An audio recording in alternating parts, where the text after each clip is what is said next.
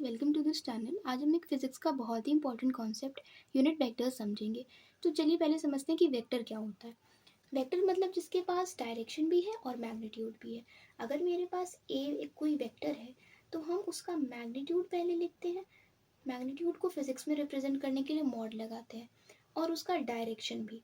Physics में direction के लिए ए कैप यूज़ होता है और इसी डायरेक्शन को यूनिट वेक्टर कहते हैं, जिसे आज हमें समझना है। अगर कॉन्सेप्चुअली समझे तो अगर कोई इंसान 10 मीटर डिस्टेंस चल रहा है इस डायरेक्शन में, अब इस डायरेक्शन को स्पेसिफाई करने के लिए हम क्या कहेंगे कि वो नॉर्थ में चल रहा है या साउथ में चल रहा है, ईस्ट में चल रहा है या वेस्ट में चल रहा है। ये तो सिर्फ मैग्नीट्यूड है।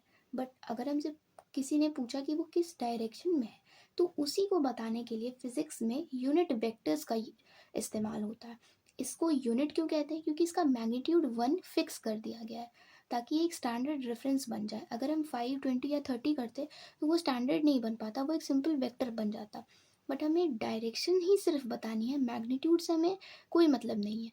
इसलिए हमने इसके मैग्नीट्यूड को 1 फिक्स कर दिया है। ये हमें प्योर डायरेक्शन बताता है।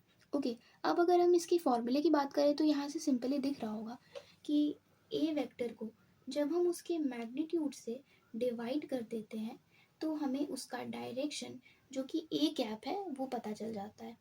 ओके, इसलिए हम कंक्लूड करने के लिए हम ये समझ सकते हैं कि अगर मेरे पास एक वेक्टर है जो ए है वेक्टर, तो यूनिट वेक्टर वो वेक्टर हुआ जिसका मैग्नीट्यूड तो 1 है बट उसका डायरेक्शन ए वेक्टर की तरफ है। ओके, अब स्पेस में हमारे पास 3 ही प्लेन होते हैं। सबसे पहला है एक्स प्लेन, दूसरा है वाई प्लेन, और एक तीसरा होता है जो आउटसाइड दी स्क्रीन होता है, जिसे जेड प्लेन भी कहते हैं। ओके, अब हमने डायरेक्शंस इनकी तरफ के एक्स के, वाई के और जेड के भी फिक्स कर दिए हैं। अब जब भी कोई चीज़ स्पेस में होगी तो वो हमेशा इन्हीं 3 प्लेन में होगी। तो एक्स प्लेन में होने वाले किसी भी चीज़ को अगर हमें डिनोट करना है तो उसकी तरफ का एक यूनिट वेक्टर भी चाहिए। यूनिट वेक्टर मतलब जो एक्स की तरफ डायरेक्शन बताए।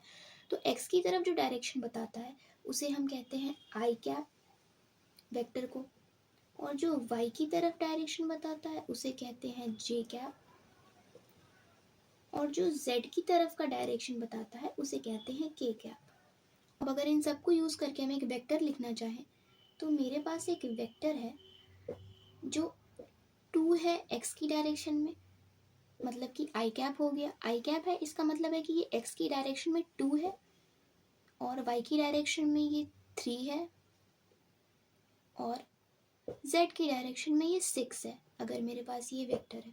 ओके, अब मुझे अगर इसका डायरेक्शन पता करना है तो उसके लिए हम क्या करेंगे? सबसे पहले हमें इसका मैग्नीट्यूड भी निकालना होगा, क्योंकि डायरेक्शन में मैग्नीट्यूड की ज़रूरत होती है। तो मैग्नीट्यूड निकालने के लिए हमें क्या करना होता है? इसके स्क्वायर कर देना होता है, उसका अंडर रूट। 2 का स्क्वायर 4, 3 का स्क्वायर इज 9 एंड 6 का square is 36।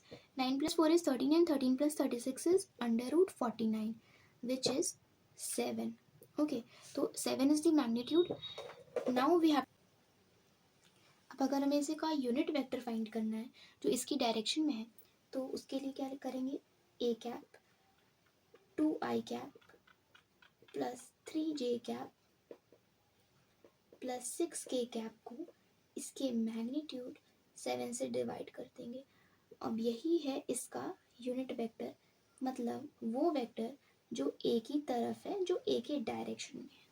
Okay, this concept was very easy to understand. अगर आप एक बार समझ जाएंगे तो इसके बहुत सारे क्वेश्चन आपको ईजी लगेंगे, और ये कॉन्सेप्ट जेई और नीट दोनों के लिए इंपॉर्टेंट है और आपके 11th बोर्ड्स के लिए भी इंपॉर्टेंट है।